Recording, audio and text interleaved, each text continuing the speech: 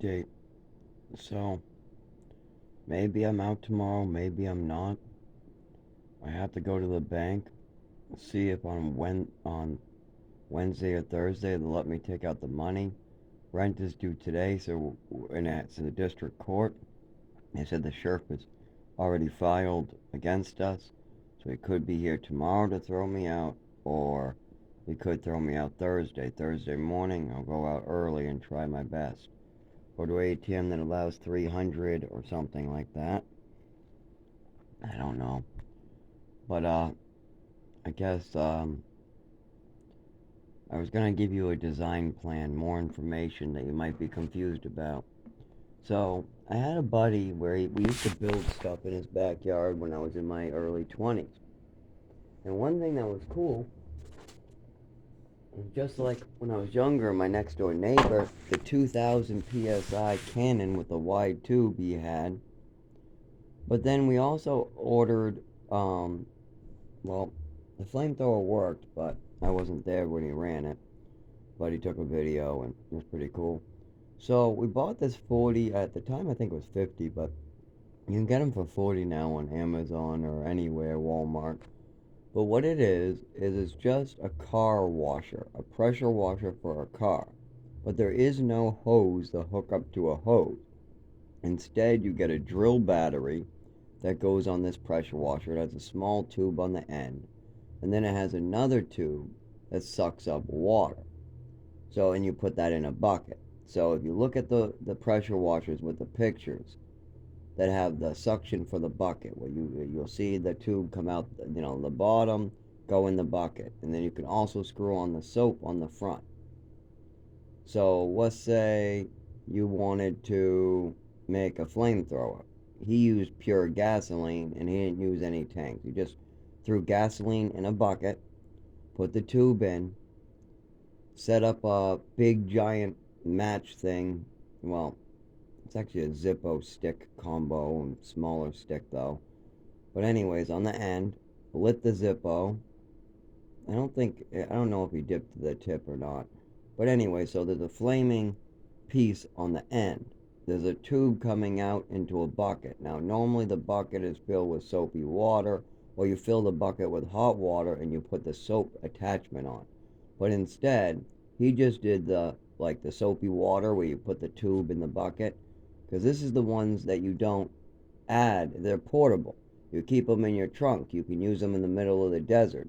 As long as you have a full battery, a bucket of water, you can hose down your car in the middle of nowhere.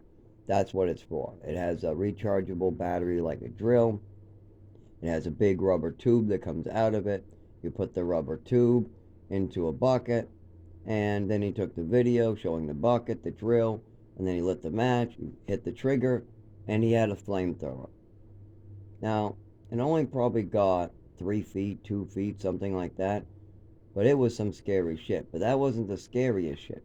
The scariest shit was the one he ruined, but it got really corrosive or something in the middle. It just didn't quite work right after he did this too many times. Probably ruined it. But he got a couple runs out of it. And what he did is he took a 2000 psi, old school, like 1992, purple colored super soaker cannon. It just shoots a giant, it like empties out like a whole more than a liter at once out of a wide opening. What they do is you build up pressure, so you pump it on the, and I remember seeing pumping it on the ground, pumping it any way I could. When I was younger, my neighbor had one of these too, and oh my god, that thing blasted like a cannon, and it was no different with a mixture of gasoline with a light amount of Vaseline. Now, I don't think he did the styrofoam. Instead, I believe he mixed gasoline with Vaseline and then put it into the tank. Then he had a stick on the end dipped that was long, like a chopstick size, and the stream would go right through the middle of the stick, making a line. So you kind of had like a crosshair that would tell you where the fire would drop really far away. This thing, oh my god, this thing must have blew 20 feet. And it was on fire. Oh my god. And you can't put the fucking shit out. Not water, not. We tried sand, and we even. It resisted the sand, the water, it resisted. Now, enough sand did do it, but it took more than a whole bucket of sand. It took a bunch of buckets of sand, and even when we put the sand on the first bucket, the fire was literally trying to eat up the sand around it. I mean, it was like getting into cakes, like little cakes and stuff, like cracky cakes. Anyway, so thought you might have some fun in your backyard depending on what state you live. I live in the state of New Hampshire. So if you get a permit to make a fire and you want to do a flamethrower in your backyard, nobody's going to care. You just own the property. As long as it's your big ass property, you own a farm, whatever, throw it together, try it out.